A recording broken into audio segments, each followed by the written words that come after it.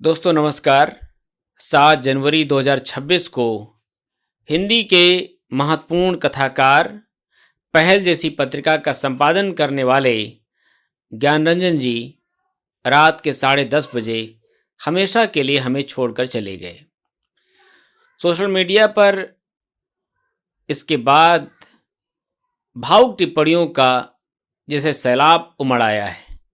हर किसी के पास ज्ञान जी से जुड़ी हुई बातें हैं, स्मृतियां हैं, लेकिन इस मौके पर आपको सिर्फ टिप्पणियां पढ़नी चाहिए, लिखनी चाहिए, या ज्ञान जी का जो लिखा हुआ है, उनका जो काम है, उससे भी आप सबको गुजरना चाहिए। मैं आपको ज्ञान रंजन जी का एक भाषण जो उन्होंने 4 फरवरी 2024 को बांदा में दिया था, उस समय ज्ञान जी को प्रेमचंद स्मृति कथा सम्मान दिया गया था, तो पेश है उस मौके पर दिया गया भाषण।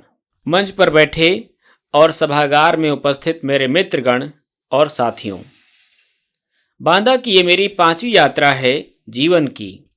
यादगार यात्राओं में 3 बार केदार जी से उनके जीते जी मिलने आया।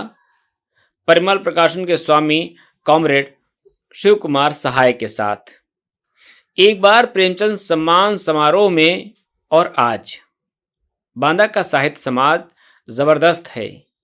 कई दशक पूर्व बांदा लेखक सम्मेलन ने देश के साहित्यिक हलकों का ध्यान अपनी तरफ खींचा था। उसमें हिंदी के अनेक युवा प्रतिभाएं एक आंदोलन की प्रस्तावना के साथ शामिल हुई थीं। मैं भी युवा था, इलाहाबाद में था, किन्हीं कारणों से बांदा सम्मेलन में शामिल नहीं हो सका था। पर मुझे याद है कि भाई सुदेश पचौरी और सब्यसाची से उसी दौर में मेरी मुलाकात हुई थी। अनेक लोग अब दिवंगत हैं। बाद में हमने बांदा सम्मेलन के दस्तावेज पहल के अंतर्गत एक पुस्तिका के रूप में प्रकाशित किए, और उसके बाद प्रदीप सक्सेना का एक मोनोग्राफ सब्यसाची पर छापा था। बांदा की स्मृतियां धनी हैं।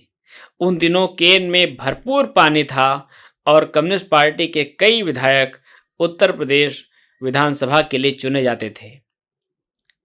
प्रेमचंद के बारे में कुछ तितरी बितरी, तिनका तिनका बातें शुरुआत में रखूंगा, इसलिए भी कि मेरे सम्मान के साथ इस महान कथाकार का नाम जुड़ा है। सबसे पहले आपका ध्यान आकर्षित करूंगा कि मुंशी जी 1936 में दिवंगत हुए, और संयोग से 1936 में ही मेरा जन्म हुआ। हमारे पूर्वज बनारस के थे और मेरे स्वर्गीय पिता श्री रामनाथ सुमन की जयशंकर प्रसाद और प्रेमचंद से निकटता थी। मेरे पिता ने प्रेमचंद पर यत्र तत्र लिखा है अपने संस्मरण में।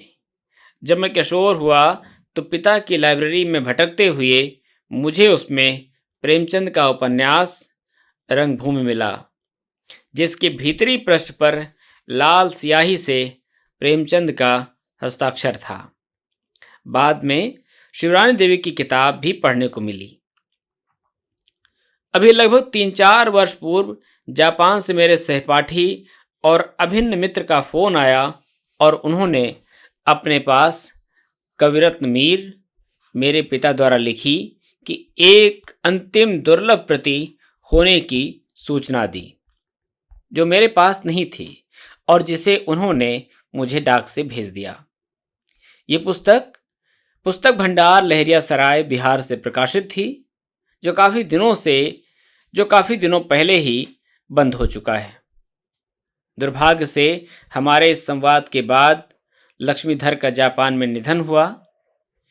इस सजिल पुस्तक की भूमिका प्रेमचंद ने लिखी है, और लगभग 75 वर्ष बाद कविरत्न मीर का नया संस्करण ज्ञानपीठ ने छापा। सोवियतलैंड नेहरू पुरस्कार से जुड़ी सोवियत रूस की यात्रा में मुझसे कई बार यह सवाल पूछा गया कि आपकी कहानियाँ किस तरह प्रेमचंद की परंपरा से जुड़ी हैं। मैंने इसका विस्तार से जवाब दिया है। प्रेमचंद हमारे जीवन में कितने भीतर तक प्रवेश कर चुके हैं, इसका एक रोचक किस्सा सुनिए। मेरी दादी सुखदेवी ने प्रेमचंद का समग्र कई कई बार पढ़ा था। उन्होंने किसी स्कूल या विद्यापीठ में पढ़ाई नहीं की थी, पर प्रेमचंद की रचनाओं से वे दिलचस्प उद्धरण देती थीं। वे मेरी प्रिय थीं और हमारा परस्पर विनोदपूर्ण रिश्ता था। मैं उन्हें बूढ़ी काकी कहता था। वे भूख लगने पर तड़प उठती थीं। अपनी बहू यानी मेरी माँ पर शब्दबाण फेंकने लगती थीं। बाबा भोजपुरी बोलते थे और फारसी तथा गणित के ज्ञाता थे। वे घर के बाहरी हिस्से में रहते थे और केवल भोजन के लिए ही आते थे। उनका जीवन पूस की रात के हल्कू जैसा था। एक दिन वे ठिठुर ठिठुर के जाड़ों की रात में जलते हुए दिवंगत हो गए। वे सूखे पत्तों को इकट्ठा करके तापते थे। प्रेमचंद प्रसंग अभी समाप्त नहीं है। कई दिलचस्प संयोग हैं, इसलिए भी कि हम सभी प्रेमचंद की रचनाकार संतानें हैं। प्रेमचंद ने कहानियाँ लिखी, हमने भी उनकी परंपरा में कुछ कहानियों को जोड़ा। प्रेमचंद ने प्रगतिशील संगठन की मशाल जलाई। हमने कई दशक तक प्रदेश के पदाधिकारी के रूप में संगठन को मजबूत बनाने का काम किया। प्रेमचंद ने सुप्रसिद्ध पत्रिका हंस का अविस्मरणीय संपादन किया। हमने भी पहल को 40 वर्ष संपादित किया। जब ज्ञानपीठ ने मुझे हरशंकर परसाई की रचनाओं का संकलन संपादन करने का दायित्व सौंपा, तो मैंने उसका शीर्षक प्रेमचंद के फटे जूते दिया। उसके अनेक संस्करण हुए हैं। साथियों, उपरोक्त उदाहरण इसलिए ध्यान आकर्षित करने के योग्य हैं कि मैं एक लुम्पेन किशोर था अपनी नौजवानी तक, और मैंने तारामंडल के नीचे एक आवारागर्द संस्मरण में इस बात को लिखा भी है। पर विचारधारा ने मुझे एक छोटे मोटे पर विश्वसनीय लेखक के रूप में स्वीकृति दी। पुरस्कार सम्मान के मौके हमें यदा कदा छोटे मोटे जश्न करने की अनुमति देते हैं। मैं बांदा में अपने साथियों के इस जश्न में शामिल होकर खुश हूँ। पश्चिमी भाषाओं की तरह हिंदी में अपने लेखों को सेलिब्रेट करने की प्रथा कुछ कम है। केवल पुरस्कारों से नहीं, हम दूसरे बहुत अन्य शानदार तरीकों से यह आयोजन अपने दूसरे अप्रतिम युवा लेखकों के लिए कर सकते हैं। यह मेरा सुझाव है। मेरी यह समझ है कि लेखक या किसी भी अन्य व्यक्ति के लिए उसका पिछला समय, उसका वर्तमान समय और उसका भावी समय बहुत अहमियत रखता है।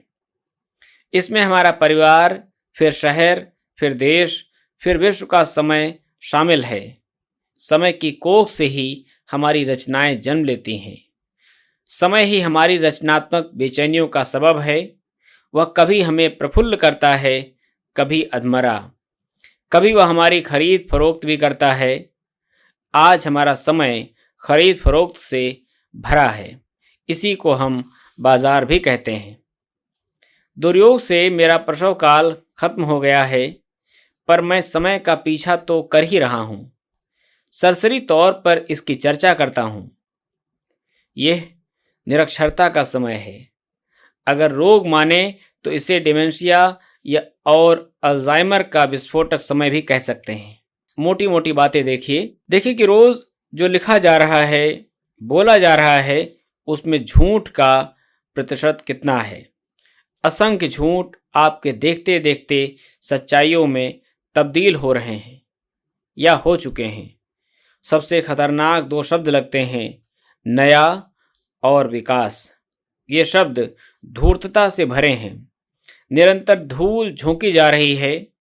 नया शब्दकोश, नए संग्रहालय, नया पाठ्यक्रम, नई शिक्षा, नई सड़कें, नए शहर, नया यातायात। ये सूची अनंत है। पहले ज़मीनों पर कब्जा होता था, अब धर्म पर कब्जा है। अतीतवादी लोग ही अतीत पर प्रहार कर रहे हैं। आलोचना देशद्रोह है। कड़वी चीज़ें बर्दाश्त नहीं। लड्डू और दिए हमारे सबसे बड़े चित्र हैं। कथा कहानी के घीसू माधव विकराल रूप में पुनर्जीवित हो गए हैं। जनता सियारों के झुंड में बदल चुकी है। कुछ अलग आवाज़ें अगर हैं तो यूट्यूब में घुसड़ गई हैं या फेसबुक में। फिराक साहब का मशहूर शेर जीवित हो गया है, हमी से काम चलाओ, बड़ी उदास है रात। मज़ा ये है कि हम इसमें खुश हैं, सफल हैं। मध्यवर्ग ने वास्तविक जनता को अदृश्य बना दिया है, जबकि मोटा मोटी ये समय की एक आउटर लाइन मात्र है, उसका कैरिकेचर। ये बाल कृष्ण मुख का ब्रह्मांड नहीं। मित्रों, इसीलिए मैं आग्रह करता हूँ आप सब से, जो लिखते हैं या पढ़ते हैं या कुछ भी नहीं करते, उन्हें अपने समय के उजले अंधेरे झरोखों में झांकना चाहिए। इससे परिवर्तन हो या न हो, तसल्ली मिलती है और आत्मरक्षा होती है। अगर हमारा समय हमें होशियार, चौकन्ना, बनावटी और काइयाँ बना रहा है तो हमें सावधान हो जाना चाहिए। देव प्रसाद मिश्र ने हाल ही में प्रकाशित अपने लेख में अरुंधति राय के एक व्याख्यान के हवाले से लिखा है कि 2 गुजराती देश को बेच रहे हैं और 2 गुजराती देश को खरीद रहे हैं। दोस्तों, ये केवल 2-4 व्यक्तियों का प्रसंग नहीं है, इसके निहितार्थ गहरे और भयानक हैं। इसे व्यंग्य भी ना समझें। दोस्तों, मैं बार बार समय शब्द को दोहरा रहा हूँ, इसलिए कि हमारा समय विशाल, विकराल और जटिल है। मैं उसे 1-2 उदाहरणों से कैसे परिभाषित करूं? पर मुझे समय की शिला को चूर चूर करना है। जो भी चाहे शिलालेख बना लेता है और उसे बदल देता है। इसलिए पहले मैं उसके टुकड़े करूंगा और फिर आगे बढ़ूंगा। एक टुकड़ा उदाहरण है हमारे समय का, जिसे राष्ट्रीयकरण बनाम निजीकरण कहते हैं। ये मामूली जुमला नहीं है, इसी में सारी दुनिया उलट पलट हो रही है। ये संगीन यात्रा समय है। आपसे आग्रह है, मेरी यात्रा कहानी पढ़ें। आज का दृश्य देखें। गेट मीटिंग हो रही है, काली पट्टी पहनी जा रही है, पुराने नारों का शोर है। क्रमशः ये शस्त्र बेकार हो चुके हैं। ये पाषाणकालीन लगते हैं, पर मूर्ख राजनीति इसकी व्यर्थता को बता नहीं पा रही है।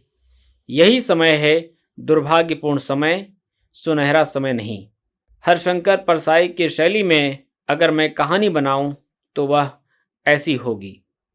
आप कहते हैं कि हमारा यह सामान, हमारी यह संपत्ति ले लेंगे। वो कहते हैं कि नहीं लेंगे। खरीदने की उनकी शर्तें हैं। उनका कहना है कि पहले ढांचे को उन्नत करो या पुराना ढांचा गिराओ और नया बनाओ। नई मशीनें लगाओ, बाहर से बुलाओ, श्रमिकों की छटनी करो। इनकी जनसंख्या ज़रूरत से अधिक है। ज़मीनें अधिग्रहित करो, प्लेटफार्म बढ़ाओ, पटरियां बिछाओ, रेलगाड़ी के डिब्बों को सुखद और शानदार करो, हर ओर बंदे बंदे चलाओ, ड्रेस कोड सुंदर करो, प्लेटफार्म पर लिफ्ट और एक्सीलेटर लगाओ, उसे मॉल की तरह सजाओ, जहां यात्री आराम से परफ्यूम, पेस्ट्री, फोटो फ्रेम और मदिरा खरीद सके। सामान के बोझ के लिए ट्रालियां लगाओ। कुलियों को हम बर्दाश्त नहीं करेंगे, वे सभ्यता पर बदनुमा दाग हैं। उसके बाद हमारे संतुष्ट होने पर हस्तांतरण होगा।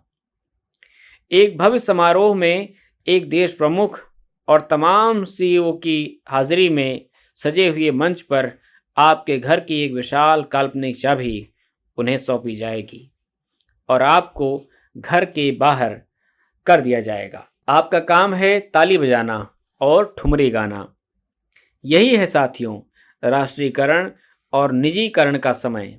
बहुत सारे विविध उदाहरण दिए जा सकते हैं मेरे साथियों, पर ऐसा करते जाने से समय असमय हो जाएगा।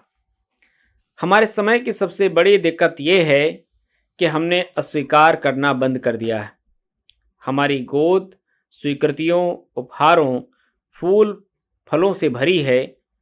अभी मैं आपको कुछ उदाहरण दूंगा लेखकों के जिन्होंने अस्वीकृतियों के प्रतिमान बनाए। अमेरिका के बारे में लोरका कहते हैं कि यह डरावना और शैतान है, यहाँ खो जाना लाजिम है। यह देश संसार का सबसे बड़ा झूठ है। अर्नेस्ट हेमिंग्वे ने लिखा है कि साहित्यिक न्यूयॉर्क टेपवर्म से भरी बोतल है जिसमें वे एक दूसरे को खाते रहते हैं। मार्क ट्वेन लिखते हैं कि बोस्टन में पूछा जाता है, आप कितने ज्ञानवान हैं। न्यूयॉर्क में पूछा जाता है कि आपकी क़ुव्वत कीमत क्या है। एक अमेरिकी लेखक लिखता है कि 6 करोड़ लोगों का यह शहर न्यूयॉर्क कौतूहल और संदिग्धता से भरा हुआ। यहाँ कोई लैंडस्केप नहीं, सभी लैंडमार्क हैं। इस शहर में कोई बूढ़ा नहीं होता, बूढ़े भी जवान हैं। यहाँ विपन्न को अतीत के डस्टबिन में डाल दिया जाता है। एन रैंड के द फाउंटेन हेड में मैंने जो पढ़ा था यथावत यहाँ कोट कर रहा हूँ। न्यूयॉर्क के डिटेल्स एकत्र करना असंभव है। वे इतने गडमड हैं कि उन्हें एक बारगी स्वतंत्र नहीं देखा जा सकता। न्यूयॉर्क की विवरणिका नहीं बनाई जा सकती। ये दुनिया भगवान से टकरा रही है। न्यूयॉर्क के आसमान पर मनुष्य निर्मित इच्छाएं हैं। हमें और किस धर्म की ज़रूरत है। मैंने लगभग 1 दर्जन बड़े लेखकों के वाक्यों को एकत्र किया है जो शहरों के बारे में हैं। प्रसिद्ध शिल्पी जिसने चंडीगढ़ की परिकल्पना की थी, उसने कहा कि स्काई स्कैपर्स धनोपार्जन की मशीनें हैं। क्या हमारे यहाँ रचनाकारों, शिल्पियों और वास्तुकारों ने, छोटे बड़े, नए पुराने, किसी ने भी शहरों के बारे में यानी विकास के ऐसे छायाचित्र और नक्शों के बारे में टिप्पणी की है? हमने घीसू माधव द्वारा भेजी गई स्मार्ट योजनाओं का जमकर स्वागत किया और ठुमरी गाई। अब सब बदरंग हो चुका है और भ्रष्टाचार का सबब है। इसने वास्तविक जनता को देश से दूर ठेल दिया है। शहरीकरण की आंधी में कश्मीर से कन्याकुमारी तक प्राकृतिक सौंदर्य के असंख्य चित्र लुप्त हो गए। ये पहले से हो रहा था, मध्यम मध्यम, पर अब यह बुलेट की तेजी से हो रहा है। हमारी राजधानी दिल्ली, जो दुनिया की सर्वाधिक प्रदूषित नगरी है, राजसत्ता की मनमानी रोशनियों से धधक रही है। मुझे याद आता है मिर्ज़ा गालिब और रामधारी सिंह दिनकर की कविता ने ही दिल्ली पर सवाल उठाए, पर यह सूची बहुत संक्षिप्त है।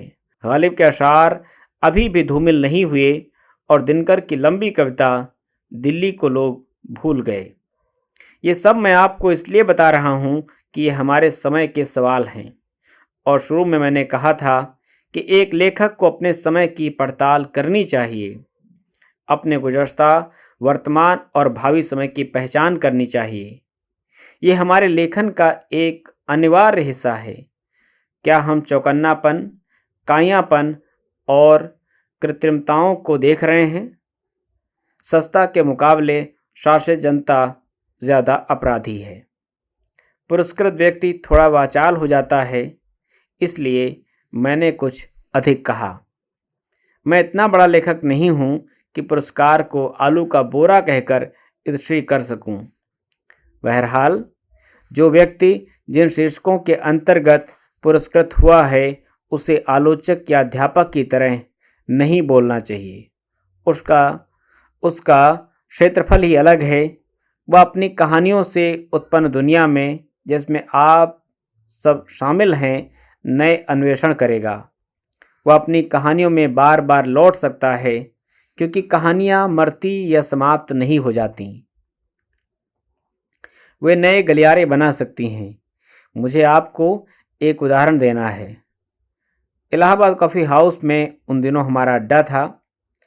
अलग टेबल पर बैठने वाले आलोचक विजय देवनारायण शाही याद आते हैं। संयोग से ये उनका जन्मशती वर्ष भी है। शाही जी जबलपुर परसाई जी से मिलने आए थे। बारिश हो रही थी। हम एक रिक्शे पर बैठकर बतिया रहे थे।